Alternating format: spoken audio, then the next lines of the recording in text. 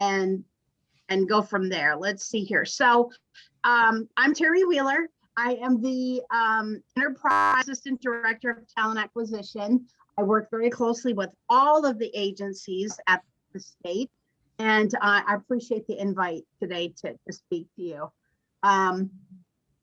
I really did want to talk a little bit about our agenda. This is, I like to kind of let people know what our discussion is going to be a little bit about tonight. I'll tell you a little bit about my background. I want to go into the careers page, talk not very deeply about job families because we have a lot of them.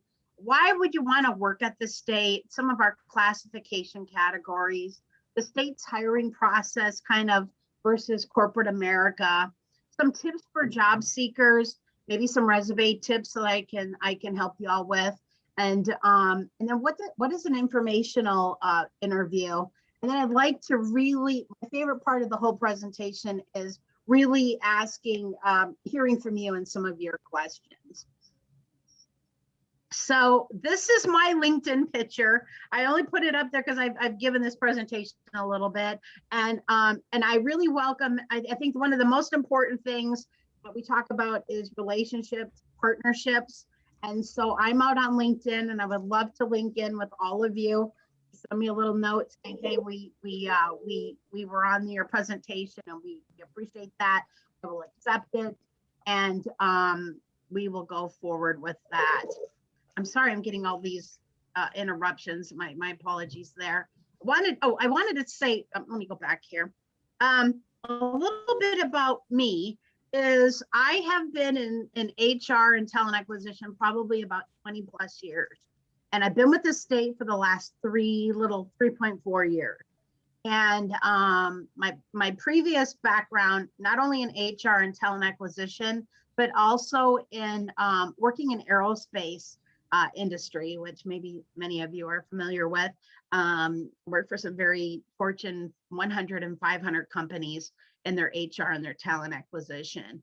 I've been here for about 3.5 years. One of the things that we'll talk about is why I work at the state. So I'm probably getting a little ahead of myself, but I am a native Duluth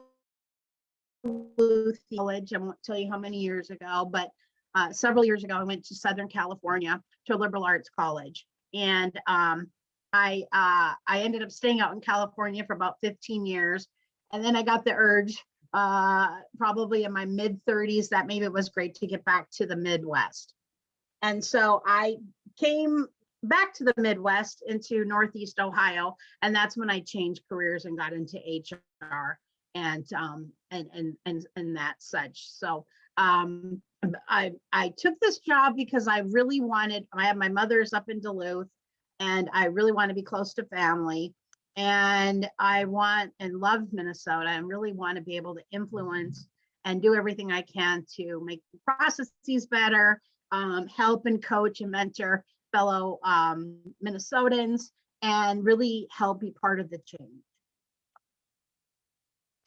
So one of the things I wanted to talk about just briefly is if you go to our careers page, and I'll just give you it's just the https / and if you go careers.mn.gov, so there's always a lot of dots, even in my email. Poor Alan was sending me an email. Excuse me, Teri. Yes?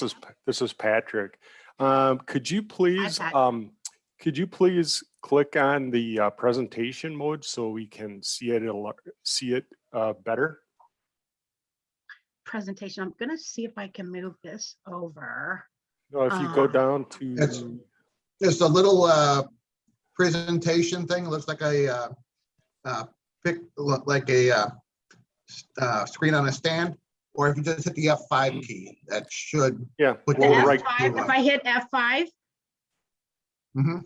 Yes.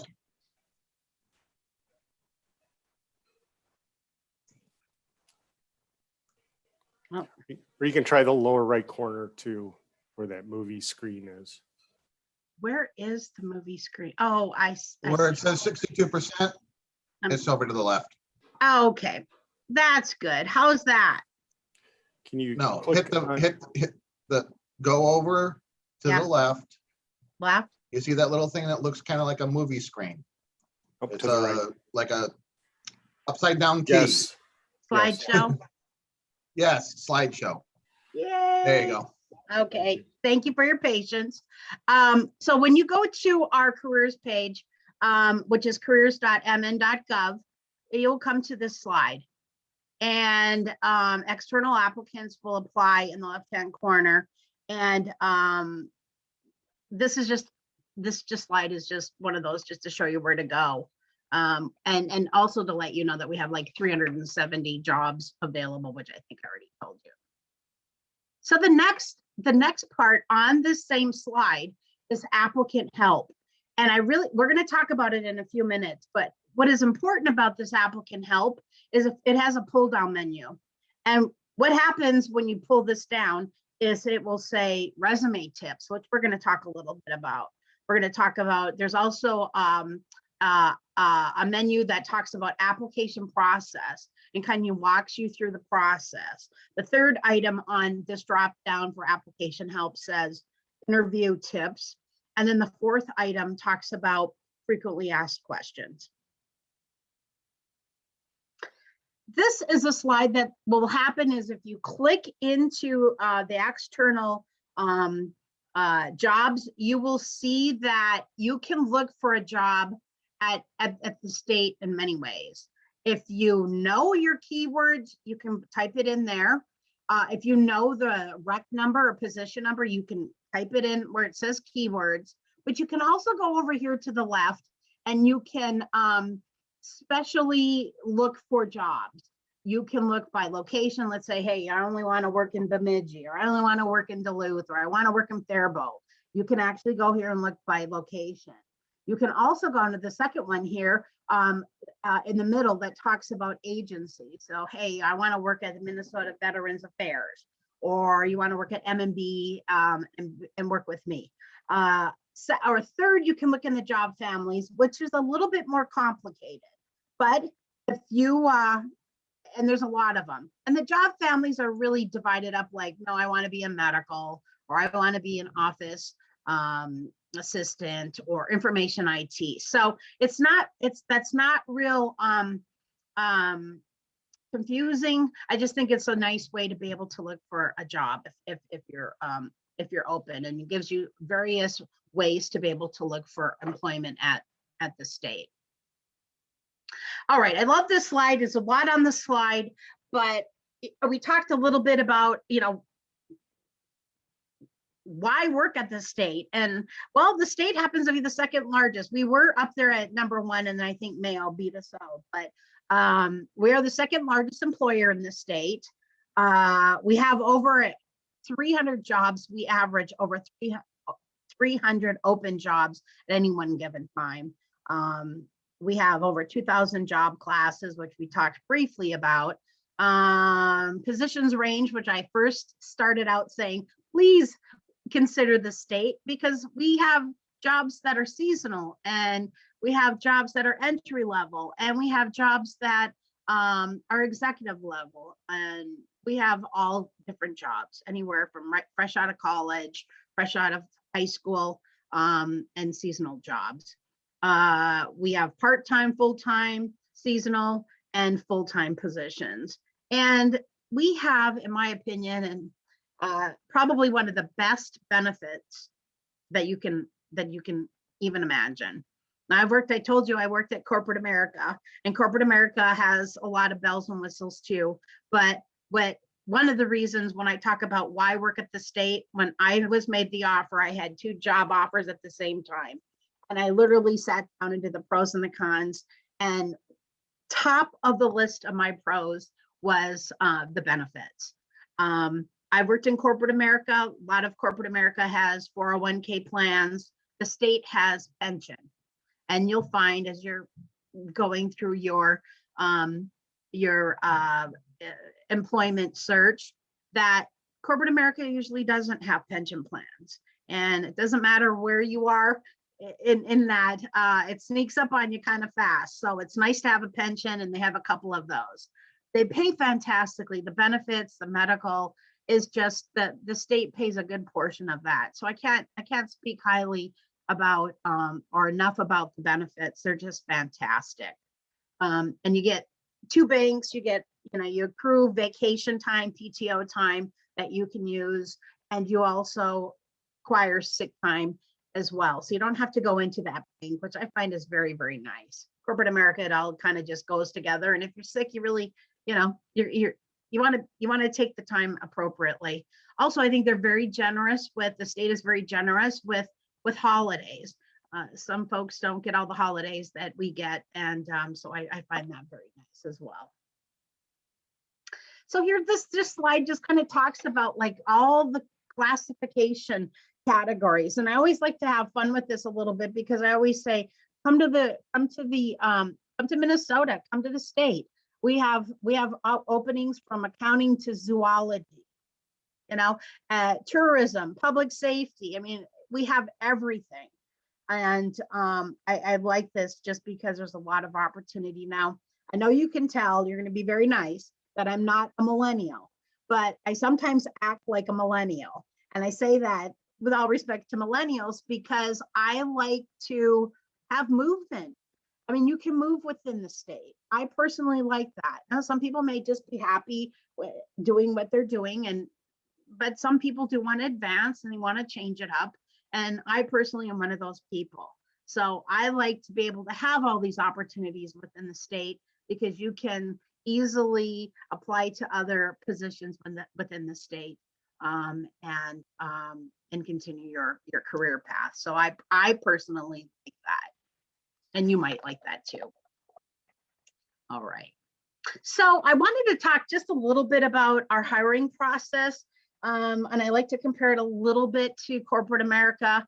We talk to a lot of candidates, and I do a lot of these kind of talks, and I just like to prime people a little bit of what they can expect if they apply to a job. Usually our postings are posted up on average, normally 21 days. Some agencies will start looking at candidates during that time period, and some will wait until all the applicants are in and the position is closed. It's just a process that each agency, it's their preference. Now, if it were me, I like to giddy and start looking at candidates right away. But some agencies do it a little different. So I want you to, if you apply that 21 days, I want you to make a copy of the job posting that you're applying to, because it will tell you when the job opens and when it closes. It will give you the position number, and it will also, at the very bottom of that job posting, will tell you who the HR recruiter is. That's very important. But usually after the 21 days, then that HR recruiter will start to look at the candidates. I just want to prime you a little bit. This can take a little bit of time. So they're looking through the candidates, and they're looking at MINN quals, which we're going to talk about here in just a minute. So that can be maybe another week or so. Hopefully, I'm a type A person, so I personally like to keep this process going, because I have been, looking for a job, and I want to get the jobs filled quickly. Then after that, after looking through the resumes, they look through, the candidates. We do look and see if we have C700 or veterans or internal candidates, and that can take another 1 to 2 weeks. And then the hiring manager reviews the top resumes that meet the MINN quals or preferred quals. And so we'll talk about that in a minute. And then you can expect a phone screen. Usually most hiring managers, I've been a hiring manager, and I like to start off with a phone screen. And then usually there'll be a second round of interviews and maybe a final with a hiring manager. So I like to bring this up just to prime you a little bit, so you just know a little bit about what our timetable can be. And I know it, but I've worked in corporate America too, and sometimes they don't move as fast as you would like as well. All right, so remember when I told you about the applicant help at the top of the page, which you can see here, and there's a pull down menu, and one of the items says resume tips. I think this is very, very helpful. There's a lot of things right on our careers page that can help you. It talks about general formatting tips, your personal information, work experience, and such. And so there's some really good information there. I always want to say that at the state, and this is totally different than corporate America, you have to meet the minimum qualifications. If the minimum qualifications say you need 3 years of HR, you need a degree, you need to be a leader and lead a team, and you have to have budget experience. You would have to meet all 4 of those MINN quals. If you met 3 of them, but you didn't manage a budget, you will not move forward. I know that's hard, but they are just sticklers about, and it's in our legislature. So we have to make sure whatever minimum qualifications are on that job posting. That's why I always say, please, you don't have to copy it off your copier. You can just take it and save it to your, desktop. But I always recommend that you keep that, because I don't think one resume fits all. And I know it takes time, and I literally applied to an internal job myself just like 2 months ago. And I just literally did this myself. I looked at the job posting. I said, do I meet it? Right? I give these talks all the time. Do I really meet the MINN quals? Do I meet some of the preferred quals? And I did.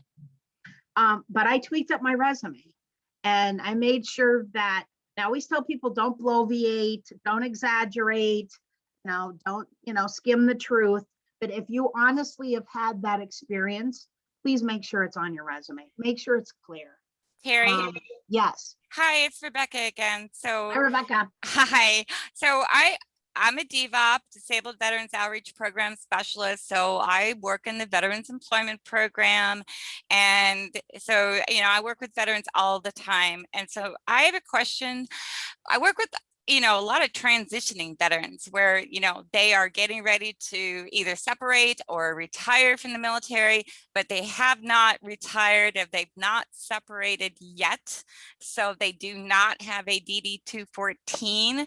So if the job posting says, minimum qualification, that particular job requires a DD-214, and I know you just said that they have to meet all the minimum quals, but I'm just asking if the state will accept a statement of service that will show. Sometimes they will. Sometimes they will. I know that we work very closely with our leavers at DEED, and they are they're very much involved with those just separating. They give them a resume tips. Sometimes our MINN quals will say, in lieu of this, you can have that.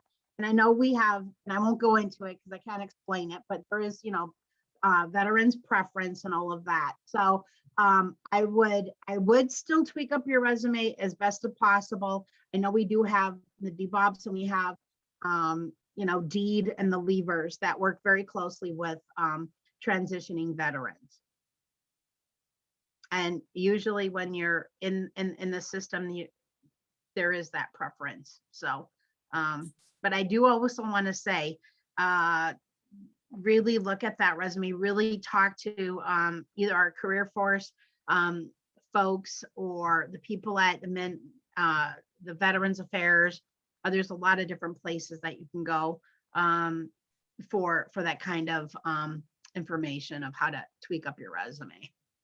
And I know sometimes, I've worked in the past, and like I said, in aerospace, where I've worked with veterans groups and done talks like this, where, I don't know, and I'm just going to make this number up. So just go along with me. If you're a D2532 and you worked on a 728, you know what I'm talking about. Like, a lot of that information it's a whole new language. It's your language that as civilians don't always understand what that means.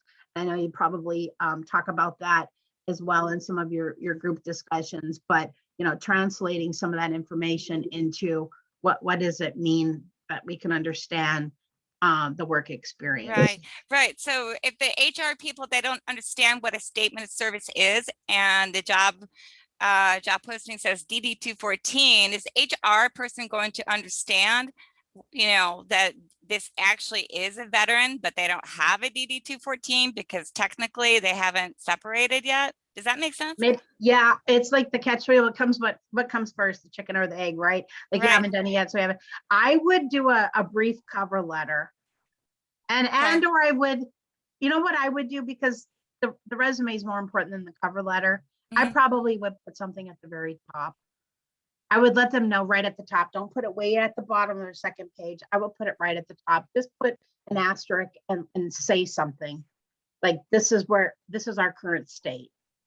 So when they're looking at that resume, they're not guessing. You're just going to tell it right as is. Right. Put it So right at the top. Put your name and blah blah. And I would put a little blurb of exactly where you're at. Oh, so like saying something like military veteran with 22 years of active duty service. That would be good enough? Yeah, Yes. and with that 22, and then what was the wording that you said that you would need to have? Statement of service. Yeah, you might want to say my statement of service is forthcoming, or I mean, what do you normally see when you see that? Statement of service is forthcoming within how long does it take for a statement of service? They could have it right now. If they're separating or they're retiring within the next, 2-3 months, then they're already going to have it. Or if they don't have it, they can get it like right away. Okay, I would be very frank, put it at right at the top. On average, it takes I should ask the question, but on average, it takes about 6 seconds to view a resume. Right. As hard as everybody works on it, you can Google to make sure I got my facts straight. It's somewhere in that. It's just ridiculous because you're really working on it hard and you still can't have any misspelled words and you still want to make a good impression. And yet, so I always tell people, put the most important information right at the top. Make sure we see everything, your competencies, your skills, and maybe even some key accomplishments. And then if they see the words that they want, or that apply to that job, then they'll read further. That one of the things I wanted to just say is all the resumes are reviewed from a human being.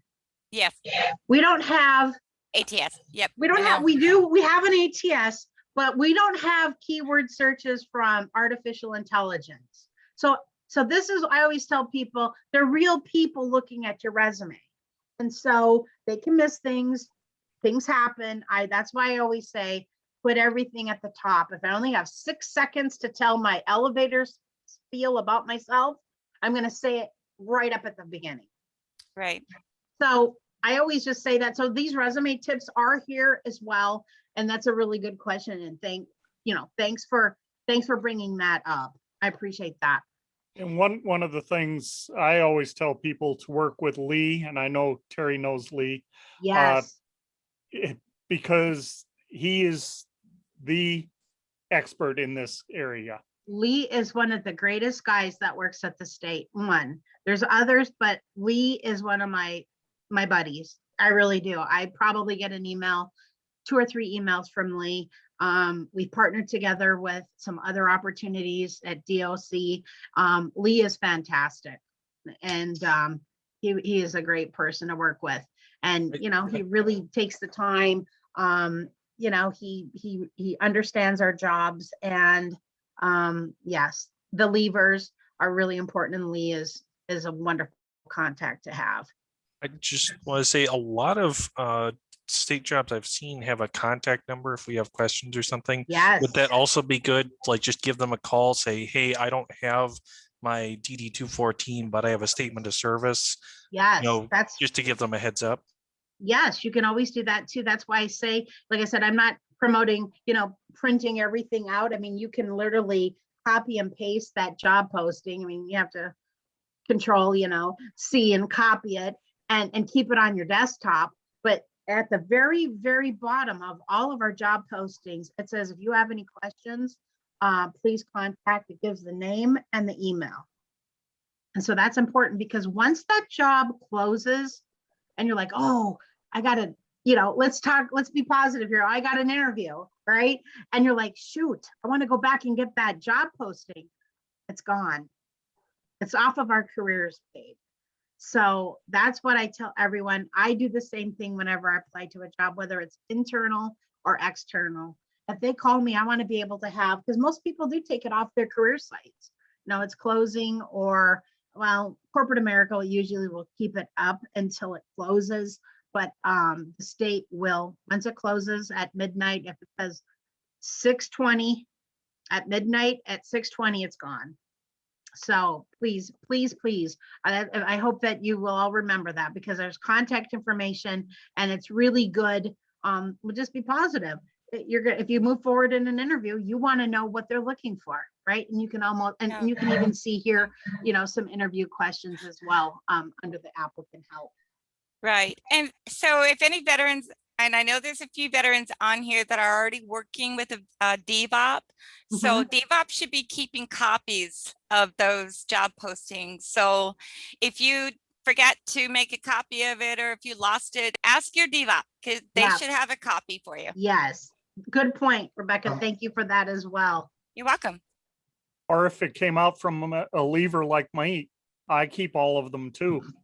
Good job. Thank you. Rebecca, when I was retiring, they gave me a copy of my DD-214 to review to make sure everything was correct beforehand. And I believe I actually had my final DD-214 when I was out processing and my terminal leave was starting. Right. And that's true. That's true. But if someone is still, haven't actually gotten to that point yet, they're still maybe 2 or 3 months away from, starting their terminal leave, they may need that statement of service because they're not going to have their DD-214. But that's a really good point, though. Yes. Okay. Lots of knowledge on this call. Thank you so much. So, we talked a little bit about this. I would say the same thing for corporate America. I would love for you all to come to work at the state in some capacity. If you go to a corporate, I would give you the same advice. Make sure that your resume matches what they're looking for. You would be surprised even how many times. I just literally had an open position myself, and there were several internals that applied to the job. They had not a stitch. I didn't even see one word that said recruiting. And I have recruiting all over. It's a recruiting specialist. I'm looking for somebody that recruited. So, there's an old saying, you don't want to throw something against the wall and just hope it sticks. But you don't want to do that. You want to look at the position itself. And a lot of recruiters would do that. I get pinged all the time. People will say, are you interested in this job? I saw you out on LinkedIn. Like, I'm not an engineer. And that's what I mean by hoping it will stick. Like, there's nothing in my background that says anything about engineers. Now, if you ask me, do I recruit engineers? Then we have a conversation going. But to ping me and ask me, oh, I have a great engineer opening at this company. And that's the part that I don't want you to do. I want you to make sure you look at the job, really look and see what the qualifications are. Now, corporate America has transferable skills. I'm just going to be honest with you.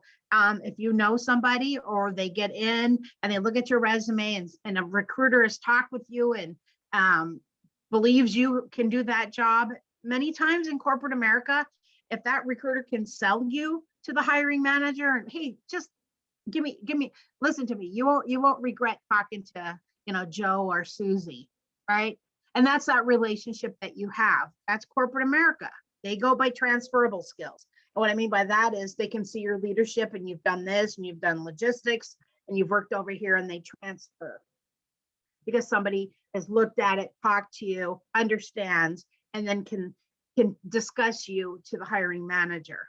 Now that's wonderful. And I've done that in the past, but it doesn't matter about transferable skills. Unfortunately, at this state, it has to be the word we've been talking a lot about is the minimum qualifications. Like I said, tailor your resume every single time. I know it's a pain.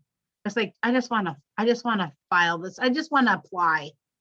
But really, if there's keywords in there, let's just say corporate America says keywords, they want somebody that's led a global team or and if you've managed a team of 30 globally, and they want somebody that's strategic planner, and they want somebody that does talent management. Now, if I don't have those skills, it's just, they have to see those keywords. So I really, and I'm going to ask you a question at the end, but I really hope that really is something that is a takeaway, and really tailor it, because it's amazing to me. I work with a lot of recruiters, and you would be surprised how many recruiters have applied to my past jobs that should know that they should know this, and they don't tailor their resumes. Now, I always say I don't want you bloviating, and I don't want you to stretch the truth. Like I said, I've been in business for 25 years. I don't list every single thing that I've ever done, and I don't expect you to either. So, but if you have a certain job and they want this particular competency or this skill, really, I hope that is a takeaway from this discussion today. And do your research on the company. Visit their websites. I'm probably unique. Hopefully I'm not, and somebody else will say they do this, but I've been in too many corporations where they've been bought out or they've merged, right? And I know I'm talking about the state, but it's good to do your research on the state and corporate, because some of these companies, you can look at that. How is their stock doing? I mean, you don't have to get that involved, but I think you really should look at the company. And on LinkedIn, I do this. I do this. If I see a job out there that even looks unique, I like to see what the turnover rate is. Like, how long do people retention? And you can see that on the job posting on LinkedIn. If you go all the way down, it will say average. Now, if you go to the state, this is one of the things that I was impressed about, was it said average tenure 11 years. And I thought that was music to my ears, right? Because corporate America, you all know that, they get big, they buy out, there's mergers, acquisitions all the time, but the state is the state. And I think that's pretty good. We're probably different agencies, maybe 9 to 11, and got a lot of longevity at the state. So that's a good thing, but please do your research, do your homework. Find out, you're interviewing us just as much as we're interviewing you. And those also, some of that research will also help with your questions when you do interview. Check your online account for updates, right? You can do that through our careers page. You can log in and see where your status is. Like Rebecca said, you can do that. And you can also, reach out to that recruiter once that position closes, or if you're having, technical difficulties too. There could be a glitch that's going on that you're having a hard time applying.